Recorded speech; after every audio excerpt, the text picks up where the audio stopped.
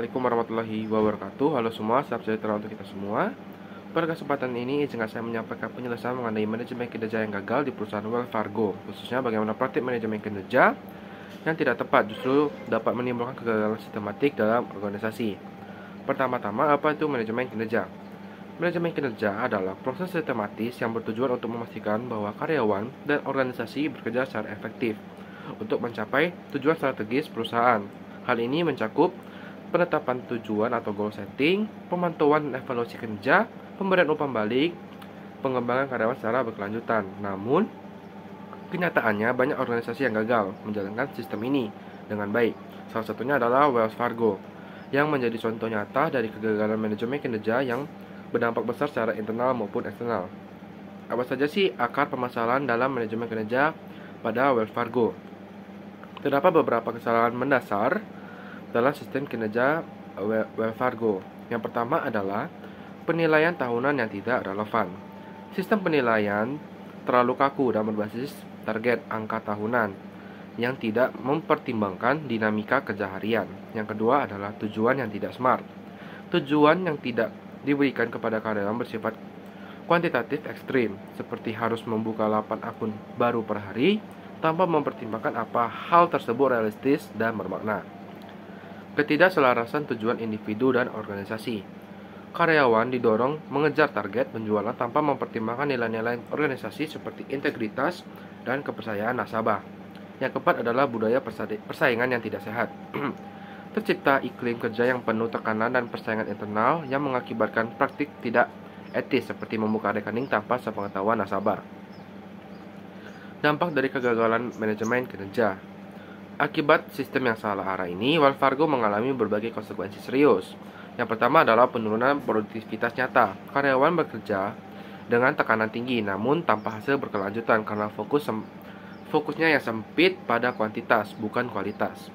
Yang kedua adalah keterlibatan karyawan yang rendah. Karyawan merasa teralienasi dan tidak dihargai karena sistem menekankan hasil bukan proses. Yang ketiga adalah tingkat turnover tinggi. Banyak karyawan keluar atau dipecat akibat stres kerja dan praktik-praktik yang tidak etis. Yang keempat adalah krisis reputasi dan hukum. Skandal rekening palsu yang terjadi menyebabkan denda miliaran dolar, penurunan nilai saham, dan kehilangan kepercayaan publik. Apa sih solusi dan bagaimana sih seharusnya perusahaan Wells Fargo ini menjalankan perusahaan mereka?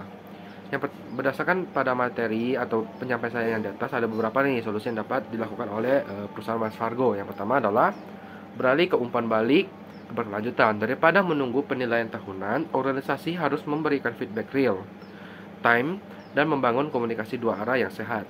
Yang kedua adalah gunakan teknologi pendukung. Platform manajemen kinerja seperti Lattice, Culture AMP, dan Workday dapat membantu pemantauan dan umpan balik yang lebih akurat dan manusiawi. Yang ketiga adalah tetapkan tujuan SMART. Tujuan harus spesifik, terukur, dan dapat dicapai, serta relevan dan terikat waktu. Misalnya, meningkatkan kepuasan nasabah 10% dalam 3 bulan lebih sehat daripada 8 rekening baru setiap hari. 4. Selaraskan tujuan individu dengan misi perusahaan. Karyawan harus paham bagaimana pekerjaan mereka berkontribusi terhadap visi besar organisasi seperti kepercayaan pelanggan dan keberlanjutan bisnis. Membangun budaya kinerja yang sehat seperti Asal Honda Motor, membangun budaya pembelajaran lewat coaching Wells Fargo seharusnya membangun budaya kerja yang berbasis kepercayaan, etika, dan kolaborasi, bukan hanya tekanan dan angka. Budaya kerja yang sehat itu memberikan ruangan untuk bertumbuh, menghargai proses bukan hanya hasil, mendorong perilaku etis dan tanggung jawab. Kesimpulan yang dapat diambil adalah kasus Wells Fargo menunjukkan bahwa manajemen kerja yang salah arah dapat menghancurkan perusahaan. Meskipun secara angka sempat terlihat sukses, manajemen kinerja bukan sekedar alat pengukur hasil kerja, tetapi strategi jangka panjang yang harus dirancang dengan bijaksana, adil, dan berfokus pada pengembangan manusia. Dengan manajemen kinerja yang sehat, karyawan akan merasa lebih terlibat, organisasi lebih adiktif, dan reputasi bisnis lebih kuat.